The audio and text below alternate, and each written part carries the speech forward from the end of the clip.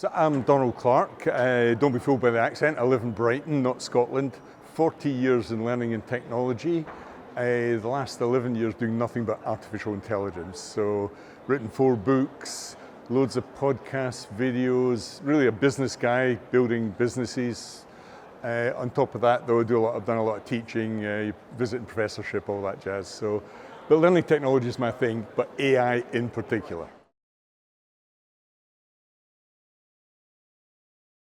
The biggest challenge? Well, the biggest challenge is always mindset. So the educational system, education is curiously a slow learner. It's slow because it gets stuck in practices and processes that belong very often to another age. There's a great quote I like about this by a biologist called E.O. Wilson. He says, we have Paleolithic minds, medieval institutions, and godlike technology. Unfortunately, the medieval institutions own education. So a classic university will close down for the summer because that's what we used to do. We had to go to the fields and so on. So that it's got an institutional, lag, which means it doesn't cope well with technology. But I don't think this matters with AI because 4 billion people have just used ChatGPT in the last month. So it's like water, it's seeping in. Every student in a university is using it. Every school kid's using it. People are using it in the workplace, not telling their employers. So it's like a rising tide of water seeping in everywhere. So they have no choice. I think the revolution's actually in the hands of the users this time, not the people at the top. Because you don't have to buy a platform. You don't have to buy a SaaS service. You can just go on and use ChatGPT for nothing. For nothing. And there are choices. You can use Claude, use Gemini. If you really want a super one, you pay 20 quid. That's like a coffee bill. So I think resistance is futile, really.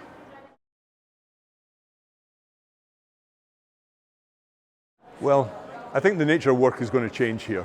And apprenticeships and further education are all about the workplace.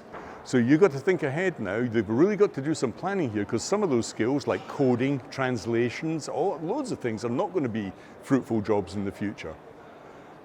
Anybody who's working in the media will know that editing software is full of AI now. So you've got to get some of those skills. If you really do know about this stuff, you've got to move with it.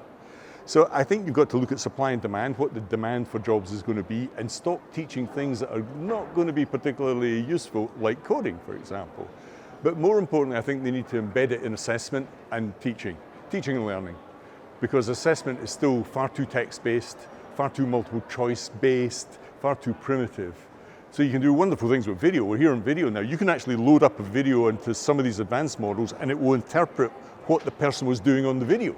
Yeah. Now think about that in vocational learning. A plumber, a hairdresser, a video operator, the lighting people here and so on.